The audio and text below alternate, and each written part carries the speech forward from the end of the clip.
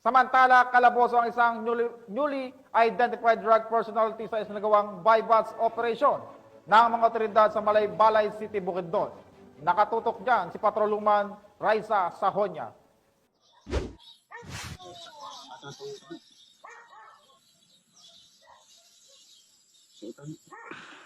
Arestado ang isang kinilalang newly identified drug personality sa ikinasang joint buy-bust operation ng mga operatiba ng Malaybalay City Police Station at Provincial Intelligence Unit sa Barangay Managok, Malaybalay City, Bukidnon. Kinilala ni Police Lieutenant Colonel Jopet Paglinawan, officer in charge ng Malaybalay City Police Station, ang suspect na si alias Arman, 42 anyos, kinilalang newly identified drug suspect at residente ng nasabing lugar.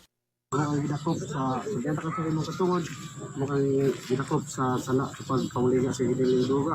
Doon ay katungod sa pagpakahinom, tanan nimong sulti, may imong mag-abot pabor o batok sa imong sa kaso husgado sa Pilipinas.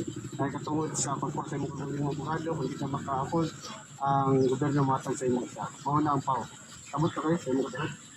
Bandang alas 5 ng hapon ng ikasa ang operasyon at nakuha ang 5 pakete ng hinihinalang shabu na may bigat na 4 na gramo na may standard drug price na 23,703 pesos at isang 500 peso bill na ginamit bilang buy-bust money. Itong pagbuktan yun ang security o gatong campaign against illegal drugs sa Malaybalay City. Pero itong may basmani.